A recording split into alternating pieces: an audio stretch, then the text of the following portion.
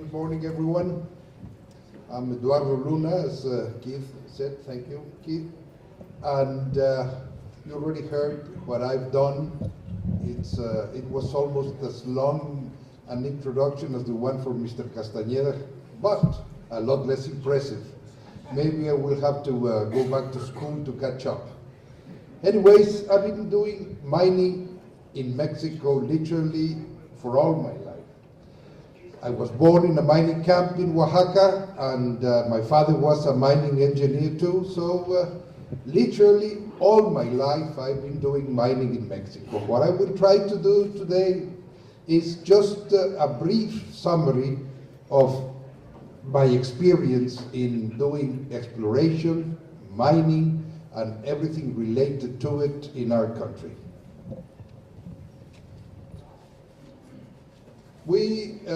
I'll talk rapidly about the access to land. In the leaflet that you got, it said that one of the issues was the ownership of land. That is not really the issue. We only, as miners, have to have access to the land. And let me tell you that in Mexico there are 3 different types of ownership of the land. Not quite yet. There's the private property, which in our case we can buy and we should buy. Then there is the ejidos, in which only the individual plots or individual parcels can be bought, and we can negotiate that. And then there's, within the ejido, there's the communal land that cannot really be, maybe technically can be bought, but not practically. So don't mess with that. And then there's the agrarian communities or comunidades agrarias that, because of its collective nature, they are a lot more difficult to negotiate and buy. Anyways, we have access to land. So what I do recommend is get a local to negotiate. Get a firm or a person that negotiate for you. Of course, it's very difficult for a foreigner, a Mexican in Canada, a Chinese in Mongolia, or a Canadian in Mexico to deal with the differences in languages, in cultural barriers, and the lack of knowledge of all the legal things. Many a time when you try to get access to land and you do a deal with the ejido, there's one signature that was missing, and that did it. That brought down all the negotiation that was hardly and expensively accomplished. So anyway, because of all of this, and that's a sign of the times, the cost of gaining access to land is been increasing, and that is all over the world. So be prepared to pay a top peso for the land that you acquire. Now, on the other hand, it's still a top peso, not top dollar, so we're a little better. Royalties. There has been a lot of talk about the royalties that the government is trying to impose on us. Actually, it's not the federal government, it's the Congress, that is in some of the congressmen are trying to impose some royalties on us.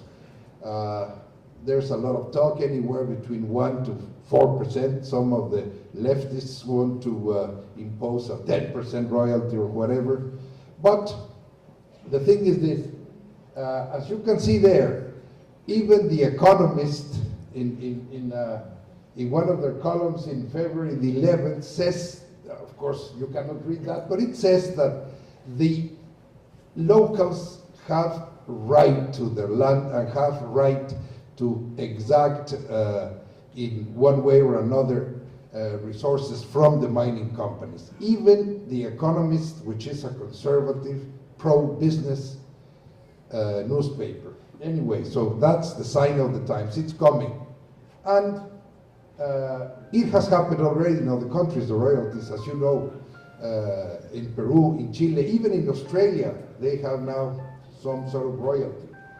And of course, this is caused by the high prices, and this is caused by the economic crisis that is affecting the rest of the industry, so they come and see us.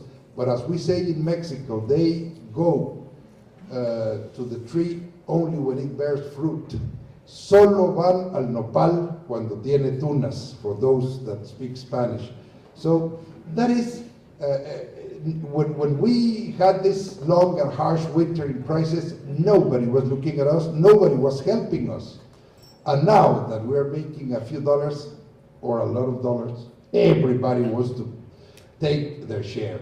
So anyway, in principle, because of that, we're opposed to it. And cannot be in Mexico a specific special tax for the mining industry, because if they do that, it would be unconstitutional, and we would fight it in the courts and very likely win it. So we're thinking of ways. Now, we know that since it's a sign of the times, we are trying to devise ways creatively of coping with it. And we think that we can do it design it as an increase in the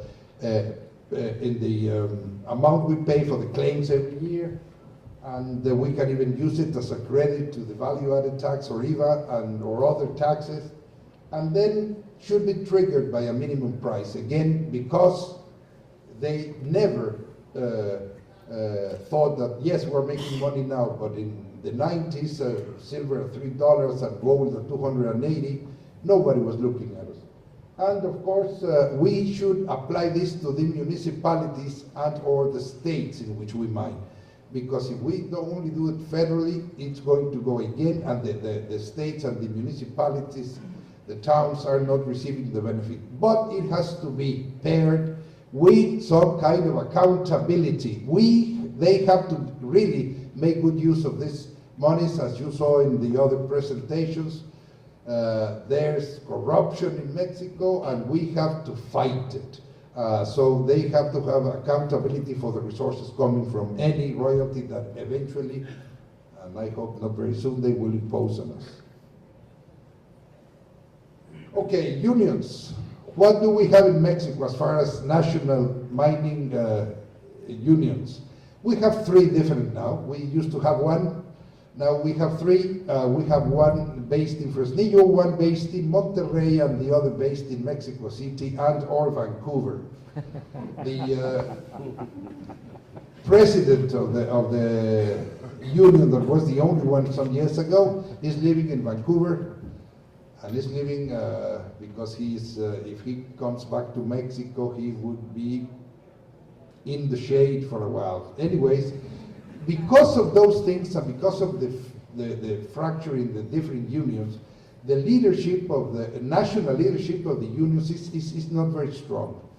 And of course, the locals are the ones that have now the power, and we have to deal with the locals, and we have to do it properly, respectfully. We have to really foster the growth of the local leaders, and that's what we've been doing. We should get close to them and let them decide which union they want to belong to, and act with them very closely. Of course, the expectations for emoluments for them are very high. Great expectations, as Mr. Dickens used to say. The money we're making and is now it's something that they know. They have access to the internet. They have access to all kinds of newspapers, and they know how much we're doing. When I say there that there's a tug of war between the local management and the corporate management in Toronto, Vancouver, or elsewhere, is that we were once negotiating and some access to the land, and it was not easy. There was a blockade that we were not. We were forced to negotiate with that kind of pressure, and we were trying to tell them that it was not fair, the amount they were saying. And at the same time, there was a meeting with analysts of the president of the company in Vancouver or Toronto somewhere, and they asked him, how are you going to solve this blockade and this thing? And he said, opening my wallet.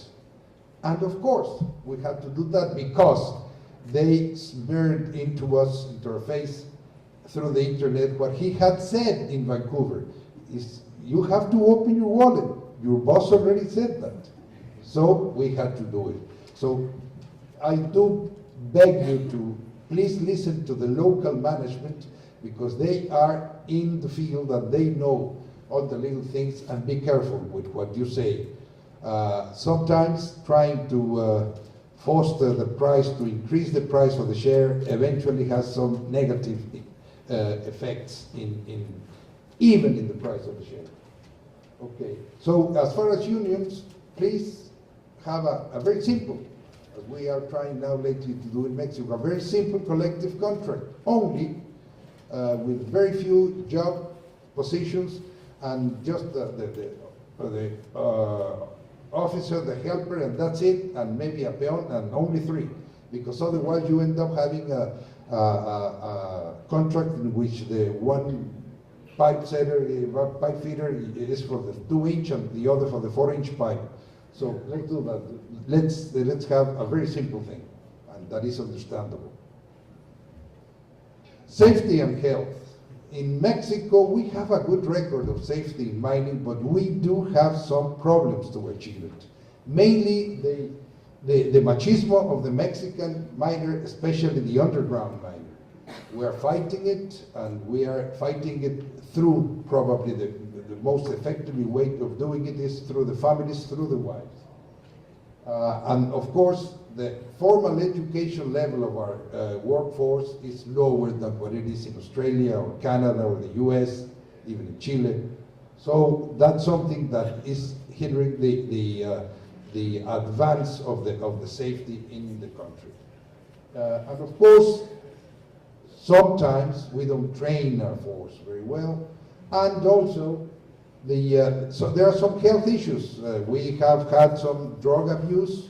Mexico is not a big consumer of drugs, as Dr. Castañeda told us a while ago, but anyways, the use of drug has increased also from the people that go to the US, learn the bad ways there and come back. And so we have had some drug abuse, and that, of course, is a problem for the safety. And the physical conditions of the people, sometimes they come from other mines already with a health problem, and that is causing us a problem in their own safety in the work. We use the families, as I told you, and it should be enforced and written, the collective contract. All the safety rules, and people that do not comply with those should be out, because it's the only way. And a lot of training, and start by doing it yourself.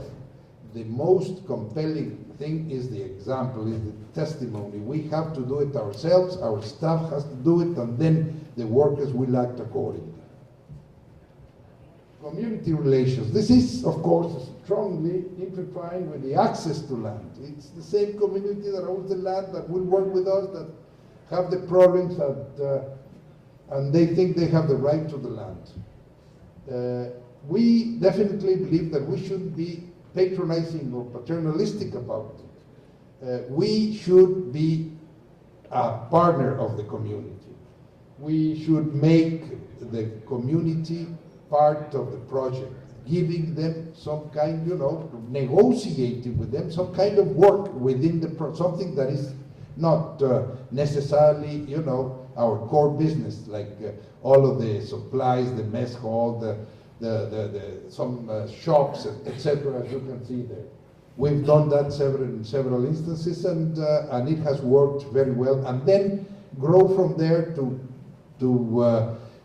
some activities that can go beyond the existence of the mine.